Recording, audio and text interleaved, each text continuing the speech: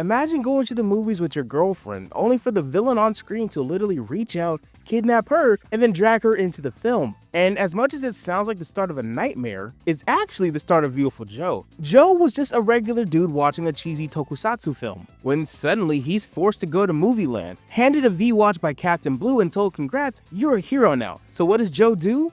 He shouts one of the most iconic, forgotten phrases in gaming history, his shit a go-go, baby. And man, let me tell you something, brothers, sisters, everybody in between, that is super iconic to me. So when he gets done with his henshin, he transforms, becomes a man in a red spandex suit, gets a cherry blossom colored scarf, which I'm pretty sure is an homage to OG Kamen Riders, throws up some gang signs, and decides to start throwing hands with an army of kaijus, robots, and whatever else the script throws at him, all to save Sylvia. It's campy, it's ridiculous, and honestly, it's low-key kind of brilliant. But here's the real kicker. This wasn't just a side-scroller video game you'd find anywhere at the time. It was technically a 2.5D beat-em-up where you didn't just fight enemies, you edited the fight like a director. You use fast-forward to blitz your enemies until you literally catch on fire. You zoom in so hard your close-ups actually cause real damage. So when I say Viewtiful Joe wasn't just about beating up the bad guy, it was about styling on him. Like, you're this world's most unhinged action director ever. And man, you gotta take that as fact and never fiction. But here's the part no one ever warned you about. This game was genuinely pretty difficult. It doesn't care that you're button mashing, because it punishes you until you learn how to chain moves, master VFX powers, and basically become a superhero director in your own right. And that's what makes this game legendary. So today we're diving into the cult classic that made comic books, movies, and video games come together in the weirdest way possible. So by the end of this video, I'm hoping I can show you why this short, bobblehead proportioned dude in spandex might be one of the greatest missed opportunities of Capcom in the early 2000s. So, hey, I'm Remy, and I just want to know if anyone's on Viewtiful Joe, and if not, let's. So, before Viewtiful Joe was even a concept, the game creator had to fail upwards, which sounds kinda weird, but hear me out real fast. Before Joe could truly be started, Hideki Kamiya had already been rejected by Sega, turned down by Namco, and seemingly stumbled into Capcom almost as by accident, which in hindsight is wild to think about. But it all turned out for the best, because by the time when he was 23, he was already directing Resident Evil 2, which, once again, when I was in my early 20s, I was getting cooked at retail. I wasn't doing anything cool. I was getting cooked by retail. Man, if retail PTSD is a thing, I definitely have that. And all the blame for that goes to Ross and Family Dollar. But they did pay for college, so thanks for the mental scars, I guess. Either way. And even while directing Resident Evil 2, Hideki didn't just want horror, he wanted flair. And that's exactly why Resident Evil 2 leans harder into action than his predecessor. And this would lay the foundation for what later would be his signature style, over-the-top set pieces and action, and his unapologetic love for the movie. And this is the same energy that birthed Devil May Cry later. While originally DMC was supposed to be Resident Evil 4, Hideki kinda took it too far with the whole style-driven territory, to such an extent that Shinji Mikami looked at it and basically said, this is a really cool game, but this isn't Resident Evil anymore. So his initial idea kind of got scrapped. But instead of letting the setback/failure keep him down, he spun this off into its own thing. And suddenly, Hideki was known as the guy who could even turn bugged out juggle mechanics into a revolutionary aspect of action games. But then came Viewtiful Joe, and without question, this was Hideki wearing his love for Japanese tokusatsu on his spandex sleeve. Instead of gothic castles and demons, he wanted bright colors, campy villains, and a nobody turned into a superhero who saves the day, well, with style points actually, pretty cool. And with that drive in mind, Joe was born. An average movie geek who gets yanked to Movieland, gets handed a V-Watch by Captain Blue, and is told to become a hero. And the result was a beat-em-up wrapped in comic book aesthetics, powered by movie special effects, and starring one of gaming's most unlikely heroes. This idea/premise sounded so good that Capcom set up its own studio called Clover Studios to bring this idea to life. And don't get me wrong, Clover Studios wasn't made just for Viewtiful Joe to become a game. What they were really doing was getting together a bunch of top-tier talent to create new experimental IPs, and Joe being one of their first big tries. And while Hideki would later direct Okami and even eventually help found PlatinumGames, Viewtiful Joe was where his style truly began to blossom. It was playful, challenging, cinematic, and just a little bit ridiculous, which, let's be honest, is kind of on brand for Hideki nowadays. Viewtiful Joe began development in 2002 within Capcom Production Studio 4 under director Hideki and producer Atsushi Inaba. Not to mention, this game was a part of Capcom 5, which was a bold initiative around 2002 to showcase 5 exclusive GameCube titles for the brand new console. The idea was to give Nintendo's brand new console a lineup of fresh, innovative experiences which they hadn't seen on Nintendo products yet. Sadly, out of the 5, only PN03 and Viewtiful Joe remained true exclusives, while Resident Evil 4 and Killer 7 went multi-platform and Dead Phoenix was, well, ultimately cancelled. The fact that they were even trying to do this is still pretty cool, and I wish more companies tried weird stuff like this nowadays. Like, who wouldn't love Clover Studio to come back in any form or fashion and just make 5 new, I don't know, PS5 exclusive games? Just try something different, that'd be super interesting. And regarding Clover Studios, I want to go a bit more into its origins. As previously stated, it was the small development group behind Viewtiful Joe, also nicknamed Team Viewtiful, which is pretty cool, which then would spin out into its own subsidiary in 2004, which would later go on to form Clover Studios. And by the way, the name was a mix of Capcom and Clover, symbolizing rebirth and growth, which is pretty cool. Clover's mission was really clear: create new and bold original IPs rather than relying on endless sequels. And in a world full of remakes and sequels, let's just say that was a really bold choice. Honestly, it was a direct response to the industry climate at the time, and at the time, it was currently dominated by established franchises and safe bets, which, if we're being honest, it still kind of is. Not even kind of, it is. I can't take another zombie game. Look, I'm zombied out after the 2010s. Please, for the love of everything, just stop putting zombies in a shooter.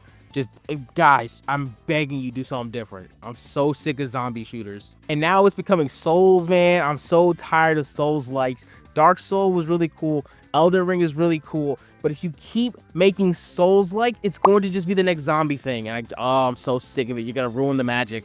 You're going to ruin the magic by making everything a Souls-like. And I hate to see the industry going this way. That's why I wanted something like Clover Studios to really work out, but unfortunately, reality doesn't work out the way we want it all the time. So unfortunately, their gamble did not play out the way they wanted. Despite earning strong reviews and praise for its creativity, Clover's games, including Viewtiful Joe, Okami, and God Hand, all sort of struggled commercially. And just like that, the dominoes begin to fall. The first and biggest domino that fell was Capcom kind of got tired of their experimental approach. Like, your games are really cool, but we are still a company. And if you didn't know, money talks. And right now, Clover, you not talking. And not to mention, around this time, Capcom was shifting its focus more towards blockbuster hits like Dead Rising and Lost Planet, and because of this, the tension between Clover's creative vision and Capcom's corporate strategy only grew worse. And by 2006, key figures like Hideki, Inaba, and Shinji had all left Capcom. And so, by October 2006, Capcom announced Clover Studios' dissolution, which was finalized in March of 2007, claiming efficiency concerns and a desire to reintegrate the staff back into the main studio systems, which is honestly kind of sad, but thankfully this story doesn't end on a low note. Although Clover Studios' lifespan was honestly short, its spirit didn't exactly die. Those 3 key figures I just talked about that left earlier, well, they founded Seed Inc. in 2006, which would then go on to merge with ODD Inc. a year later to become PlatinumGames. And man, PlatinumGames, dog. They carried forward the creative identity that Clover Studio started, producing stylish and critically acclaimed action titles such as Bayonetta, Vanquish, and Metal Gear Rising: Revengeance. Meanwhile, Capcom still retained ownership of all of Clover's original IPs, including Viewtiful Joe and Okami, which, by the way, Okami's received an HD remaster and a DS sequel. And to put even more salt on the wound for Viewtiful Joe fans, Okami's coming back. They announced it a little while ago, but it's coming back. And there's no Viewtiful Joe still. But hey, Okami 2. I think, is it 2? Is it 2? Hey, editor me, find out if it's Okami 2 and put it here. But yeah, they're doing that, which is really cool. And it's like, yo, shout out Okami fans. I'm glad y'all get to eat. But as a Viewtiful Joe fan myself, hey, a brother starving. Like, hello? Like, hello? Give us a crumb, please? Something. But yeah, Viewtiful Joe's remained dormant for the most part for the last few years. And honestly, that's such a shame if you ask me. It's original, it's stylish, and it's something that I feel like aged relatively well. And that just goes to show that Clover Studios, if they had more funding and Capcom had more of a spine to try something different every once in a while, you could still have a really promising IP on their hands. But Capcom makes Monster Hunters and Street Fighters and Resident Evil shooter games, and that's all they do nowadays, which is fine. Don't get me wrong. Who doesn't love a good RE9's coming out soon or whatever? Just, you know, I wish they would try more weird things. I miss the Battle Networks. I miss the Viewtiful Joes. I miss them just trying weird stuff, and they don't really do that anymore. It's a shame in my opinion. And I say all this to say, at least they tried. You know, regardless of how it turned out, the fact that Clover Studio's gone is honestly a shame, but I'm still glad they even tried. They still gave us these games at the end of the day, and I, for one, am grateful for that. So while Viewtiful Joe may be gone, I promise you it is not forgotten. And one of the reasons it's definitely not forgotten is from its style and uniqueness. So Viewtiful Joe wasn't just another side scroller, it was a full-on comic book that somehow dropped on the GameCube in 2003. While most studios at the time were obsessed with going full 3D, big worlds, big polygons, and honestly big headaches, Joe said, well, you know what, I see that and I'm gonna raise you this. No, I'm gonna stay 2D. And yet somehow make it look better than almost everything 3D games had going at the time. And honestly, this is where the magic kind of comes in. The entire game was built around these powers called VFX powers, which basically turns you into a combat video editor, which, you know, sounds really weird on paper, but in actuality, plays pretty well. And as someone who edits around videos now, man, I kind of relate more to this game than I used to as a kid. Because, man, learning Premiere Pro / DaVinci and trying to learn After Effects high-key feels like a superpower at times, because there's a lot to learn about video editing that I did not know going into YouTube almost a year ago now. Like, if you look at my videos in November when I started compared to now, it's like, man, he at least watched at least 2 YouTube videos on how to edit, and I can confirm I watched at least 2. But my mediocre editing skills aside, back on the VFX abilities, you got a meter. Every time you flex one of these abilities, it drains. And if you push that meter to its limit and you empty out, you become, well, just Joe.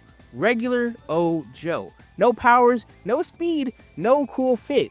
You're just a regular guy who is very punchable, but can also give out hands just to a lesser degree. So one of the other aspects of the gameplay mechanics is you juggling whether you want to burn your meter to do cool flashy effects, or do you want to be smart and save it and only burn it when you need to. And for a better example, here's how a level would play out most of the time. You will use your ability to slow down so you could dodge, hit harder, or even send bullets back at enemies. Basically, Neo from the Matrix, but if he had more spandex. Your next ability would be Mach Speed. Cranks things right up. Joe moves so fast he literally catches on fire and isn't burned by it. Really cool, doesn't really make sense, but also who cares? It's peak hero energy. Like, who's complaining? If you are, please stop. Just enjoy the ride. Take your hands off the wheel. It's okay, I promise. Try it every once in a while. I promise you, you might be happier if you do. Just saying. You might not be, but like if you are, you're welcome. And then you get Zoom, which as his name says, zooms the camera in on Joe for these cinematic close-up brain smashes. It's like the game wants you to know you're the focus, so pose and act like you're a star, which, you know what?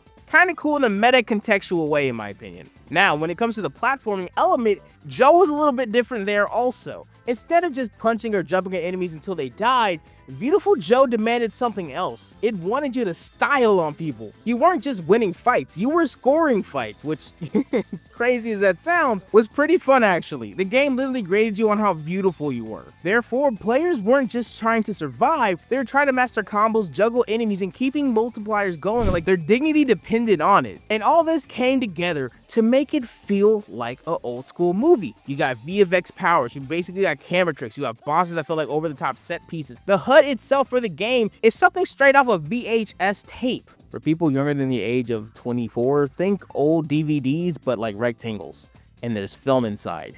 And I am old. I'm not that old, but I am older the longer this little joke is going.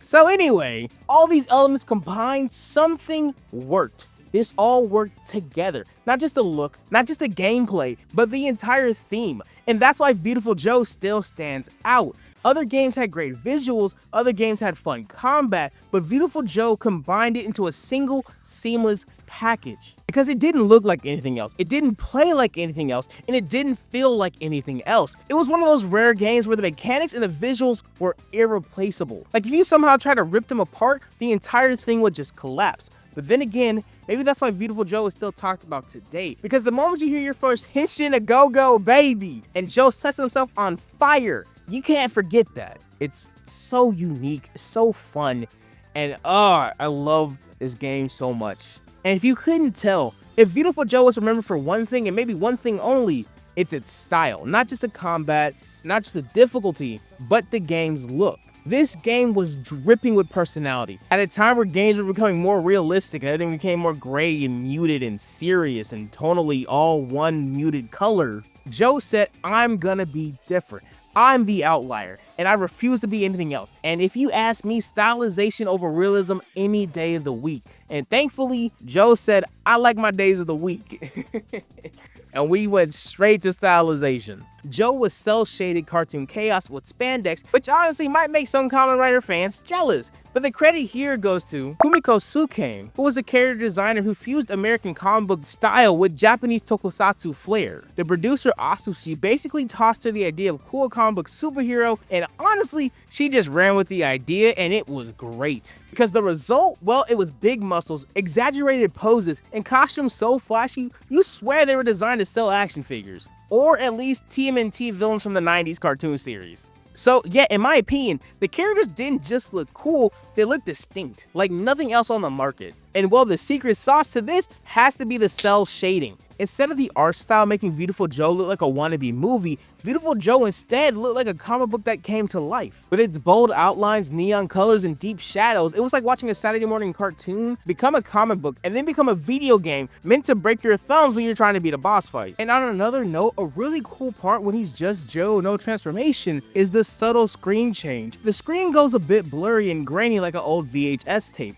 But when he transforms, you get this crisp, sharp, and full color perspective of the world, like Joe was finally being his full self, his transformed self, his best self. So everything looks better, feels better, plays better. Everything is better when he's transformed. And maybe that's me reading too deep into mechanics, but if it's not, that's a really cool design element. Now, as for Joe himself, he's kind of funny. Not like overly witty meta commentary levels of funny, but he has enough awareness to realize how ridiculous the current situation he finds himself in. As long as we're not comparing video game Joe to anime Joe, because anime Joe, he is, for lack of better words, very dude bro-ish, if that makes sense. He sounds like you say, yeah dude, that's totally righteous and wicked and cowabunga, unironically in a conversation, and no one would look at him crazy because that's just how Joe talks. So when he says Henshin a go-go baby, it's not too out of character for him to say baby at the end of it, but if anyone else tried that, it would sound a bit goofy. But for Joe's character, it works. And not to mention, he's only 17,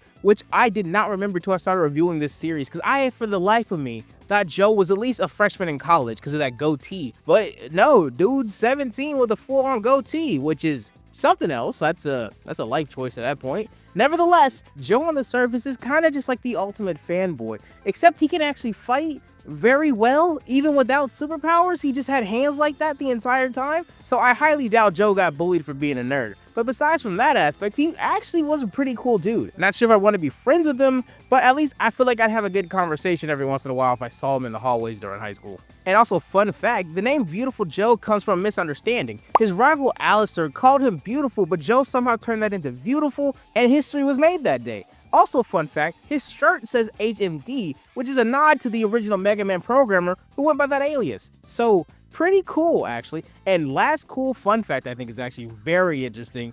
In the English dub, which is the one I watched, was done by no other than D. Bradley Baker. And I get it, off rip, that might not sound that impressive, but hear me out. This man is a legend in the field. This is the man who's voiced every weird animal noise you could ever think of in a cartoon. It is this man. Perry the Platypus. That's right, it was my boy Baker. Klaus from American Dad. None other than my guy Baker. And there's a bunch more I'm not going to say here because I'd take up too much time saying how amazing this man is. But regardless, this man is so skilled / talented. His resume is insane, from a platypus to a Russian fish to a tokusatsu hero, all the way to a flying bison and a flying lemur. That's right, he was Appa and Momo also. This man has a crazy resume, and it's so cool that he did Joe. But Joe wasn't the only star of the first game. You also had Captain Blue, the washed-up movie director turned to a tragic villain. Also, he's Sylvia's dad, and Sylvia, by the way, is Joe's girlfriend. She doesn't do much in the first game. She definitely gets a glow-up and a character arc in the second game,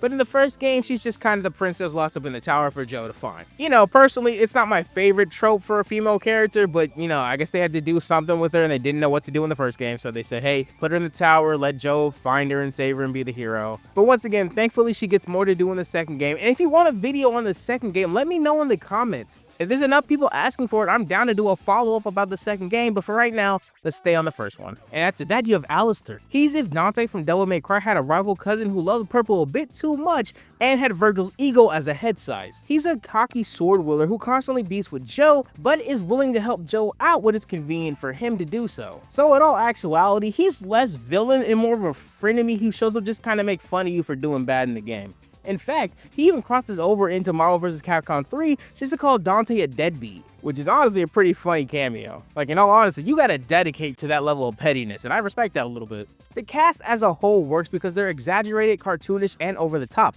Joe isn't just a gritty superhero, he's mischievous, goofy, and cool in his own awkward way. And as for the villains, they're not really menacing, they're more like, oh, this is a very awkward caricature of what a quote-unquote scary monster should be, but they're not really that, and I feel like that's very cool, and it plays back into the whole campiness of the movie setting this game is actually rooted in, with heroes, rivals, and tragic backstories straight out of a Saturday morning cartoon. The characters didn't just exist in the world of Viewtiful Joe, they were the glue that held together its themes, gameplays, and visual style all together. Without them, you just end up with another beat 'em up, but with them, the game looked great, played amazing, and felt like a blockbuster movie, except the popcorn never ran out. And does that not sound like a crazy fun thing to experience at least once in your life? And another thing you should probably experience once in your life, well, is the anime, because this is where things get a little bit wild. And if you remember this, you might be a real one, because that anime was definitely something. With 51 total episodes, it was definitely an experience from start to end. This show ran from October 2004 to September in 2005, produced by Group TAC and directed by Takaaki Ishiyama. This anime adaptation didn't feel like a quick cash grab either. For the most part, it actually tried to adapt the storyline of the first two games, while tossing in new characters and arcs, but here's the twist, and that twist being it coming to the US, because ooh, that US, man, that US. They definitely had to change some things, because believe it or not, calling Sylvia's transformation name on TV for kids was definitely a no-go, because I can't imagine most parents being okay with letting their kids watch a show where the female lead goes by Sexy Sylvia. Instead, she goes by Go-Go Sylvia, which kind of makes sense with Joe's transformation name, so that's not like the worst change in the world. But you know, it didn't just stop at Sylvia when it came to censorship over here in the West. They had to change Joe's jet also Six Machine, because you know, if you say Six Machine really fast and you don't think about it too hard, it definitely sounds like you're saying Sex Machine. And I can't imagine, once again, parents being okay with a show hearing a guy yell out Sex Machine. I mean, if your parents are cool with that, I mean, that's great. I just can't imagine the general populace being okay with someone saying Sex Machine in front of little Tommy, Timmy, and Samantha. I mean, Day's parents might be cool with it because Day's parents were the cool parents in the neighborhood, but besides them, I feel like most parents aren't really cool with that. And not to mention Sprocket, I know she must have been cold in every room because her jacket was always zipped up.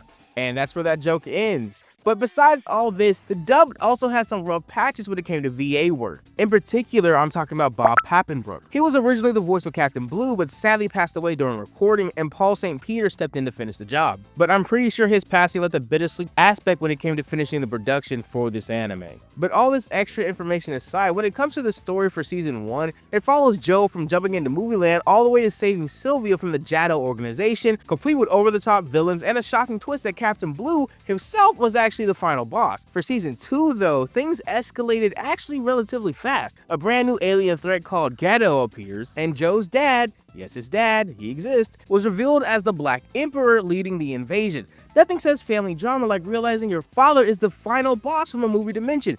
Weird that it happened twice in the same series though. What's the Doofenshmirtz meme? Or like, if I had a nickel for every time my father was the boss of an evil organization, I'd have 2 nickels, which isn't a lot, but it's weird that it happened twice. And look, I'm not saying Joe had the most original writing of all time, but it is weird that it happened twice. Anyway, here's the real kicker though. When it came to the American audience though, we only got 26 episodes before Kids WB yanked it out the air. So while Japan got the full ride, us US fans were left just hanging, which honestly feels like the most 2000s anime dub ending possible, because as an early 2000s anime dub fan, you either got the show abruptly canceled by the network it's on, or it just disappears forever and you don't know why, and you have to find the rest of it on YouTube in parts. So yeah, the anime may not have become the hit that Capcom was potentially hoping for, but it was another layer of proof that Viewtiful Joe was something special, enough to break out of just being a quirky game and turn into a full media franchise. Even if it didn't succeed in doing it, at least it got the chance. A lot of games don't get that crossover. And nowadays, if you think of Viewtiful Joe, you're definitely thinking about crossovers, because that's really where he exists mostly now. Because if you thought Joe stopped at games and an anime, well, definitely think again. This dude pops up almost everywhere. First off, we got a manga adaptation that ran in V-Jump from 2004 to 2006, right alongside the anime. It gave fans a whole new way to experience Movieland, but let's be real, most people only read the scans online, or if you were lucky, you found someone dumped the entire thing on a forum somewhere. But then, there's also a crossover with Archie Comics called Worlds Unite in 2015. So yes, that means Joe and Sylvia literally teamed up with Mega Man and Sonic the Hedgehog. So if you're wondering how that works, you know, maybe don't. Maybe just accept that it happened. That's, you know, we don't question fun stuff here sometimes. Most of the times we do, but like this one time, we're just gonna let it happen because it's cool. And it didn't just stop at comics. Joe also made some appearances in old school mobile games. He was a premium character in the iOS brawler called Combo Crew, and he even showed up in Puzzle Fighters on mobile too. So yeah, at one point, you could literally throw hands as Joe on your phone while you waste time waiting in line at Taco Bell. And while all that's cool, where Joe really shined in the crossover department was in Capcom crossovers. For example, he's been a playable character in Tatsunoko vs. Capcom Ultimate All-Stars on the Wii, and Marvel vs. Capcom 3 plus its Ultimate Edition. And get this, Devil May Cry Dante was actually a secret character in the PS2 version of the first Viewtiful Joe, meaning you could have one of the coolest Capcom crossovers before Capcom realized that crossovers could make so much money from just being cool. And it doesn't stop there. Rashid in Street Fighter V got a premium costume that literally just lets you cosplay as Joe. And in Dead Rising 4, Frank West can do a full Joe outfit and even bust out his signature moves in Capcom Hero mode. And outside of Capcom, PlatinumGames made sure Joe lived on in spirit with Wonderful 101, which looks like Joe and Sylvia extended family reunion. And in Bayonetta, if you slip around a graveyard, you'll find a tombstone that literally says, Joe, red hot home run hitter. This man is everywhere except in his own games, and you kinda love to see that. And all of this just proves something really important. Even when Capcom kinda shoved Joe into the background, fans and developers kept sneaking him into the spotlight. Because let's face it, when a character this unique, this stylish, and this cool comes around, you don't keep him just locked up in Movieland, you let him spread his wings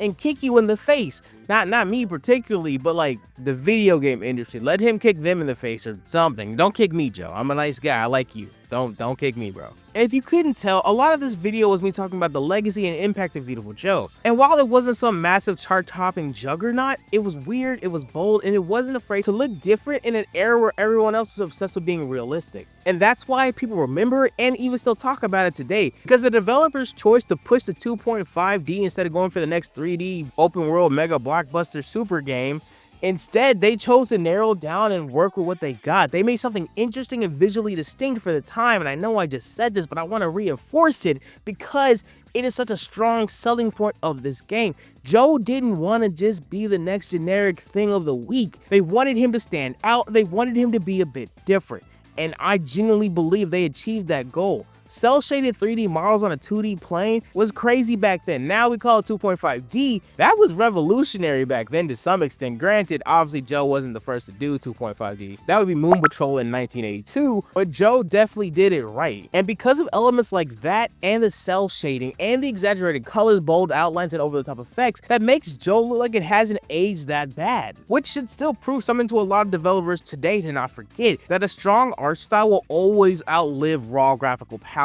Because I don't care how many times you remaster The Last of Us, if you look at the first one compared to now, it don't look that great. But Viewtiful Joe back in old 2000s still looks pretty solid, I'm just saying. Because that's Joe's legacy. Doing something different, standing out, and taking a risk. Viewtiful Joe should show developers that you can take a risk, a crazy risk, a stylish idea, and even make it work. Even if it wasn't the safest business move, because don't get me wrong, Clover Studios is no longer here for a reason.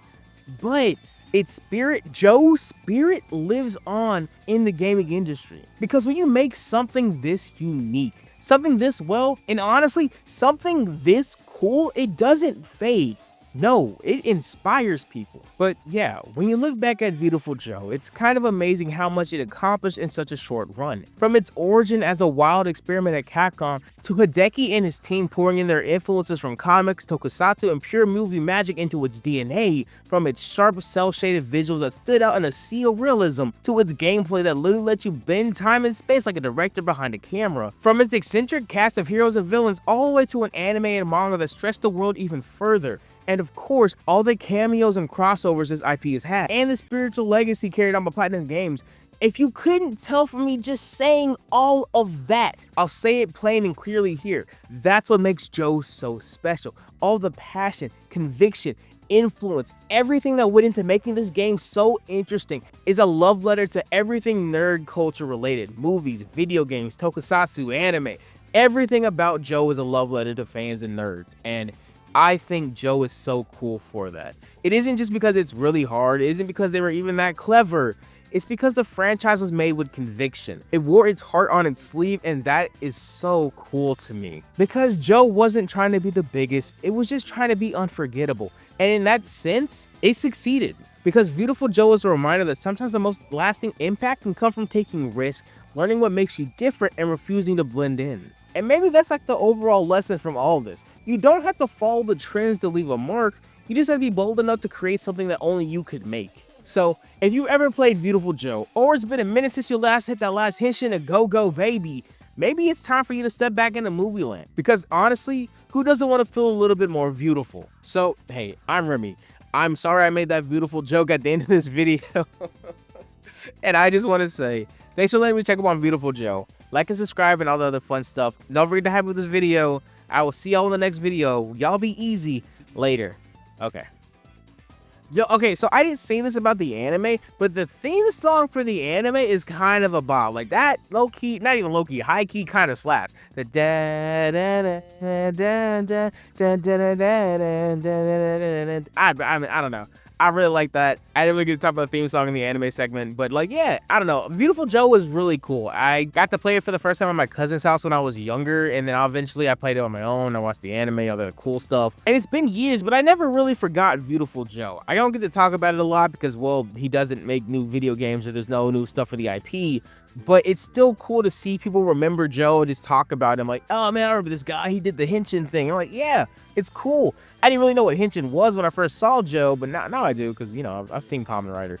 But still, it's really cool regardless, and I'm glad people remember it enough to want to watch something like this, hopefully. But yeah, that's it for me. I've been Remiel. I don't say my government name a lot here on the channel, so I'm going to say it here, Remiel. I will see y'all in the next video. Once again, don't forget to hype the video. I don't know if that does anything, but YouTube likes it when I say hype the video and subscribe and stuff. So hype and sub and all the other fun stuff, like and share, whatever. I will see y'all guys in the next video. Y'all be easy once again. Later. Bye.